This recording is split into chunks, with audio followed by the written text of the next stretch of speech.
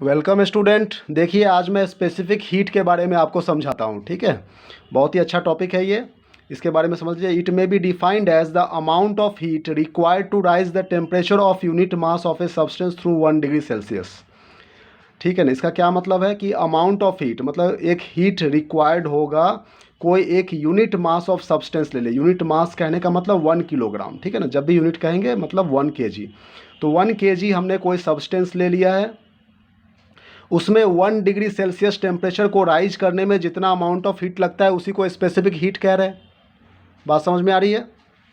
तो 1 kilogram suppose करो हमने कोई एक ऑब्जेक्ट ले लिया और उसमें हमने उसकी इनिशियल टेम्परेचर सपोज करो 30 डिग्री सेल्सियस है, 30 है। अब 31 करना है, 1 डिग्री बढ़ाना है, ठीक है ना। तो कुछ हीट उसमें अप्लाई करेंगे तभी तो 1 डिग्री बढ़ जाएगा। तो 30 से 31 डिग्री सेल्सियस टेम्परेचर बढ़ाने के लिए जितना अमाउंट ऑफ हीट की ज़रूरत पड़ेगी बस वो 1 किलोग्राम ऑब्जेक्ट में वही उसकी स्पेसिफिक हीट कहलाएगी, ठीक है।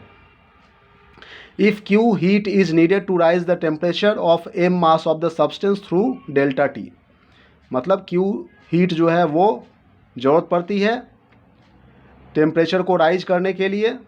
अब मास को हमने एम से रिप्रेजेंट कर लिया, टेम्परेचर जो चेंज हो रहा है उसको डेल्टा टी से रिप्रेजेंट कर रहे हैं, है कि नहीं। और Q को हीट से रिप्रेजेंट कर रहे हैं। तो ये फार्मूला एक बन करके आता है, स्पेसिफिक हीट को हम लोग C से, स्मॉल c से रिप्रेजेंट कर रहे हैं, that is equal to Q upon M into delta T, ठीक है ना। मतलब amount of heat required per kg substance for 1 degree Celsius rise in temperature. तो C equal to Q upon M into delta T, ये formula आप लोग याद रखेंगे, है कि नहीं। या फिर इसको ऐसे भी लिख सकते हैं, Q equal to M C delta T, ठीक है। ये भी फार्मूला है, इसी को क्रॉस मल्टीप्लाई करके हुआ है।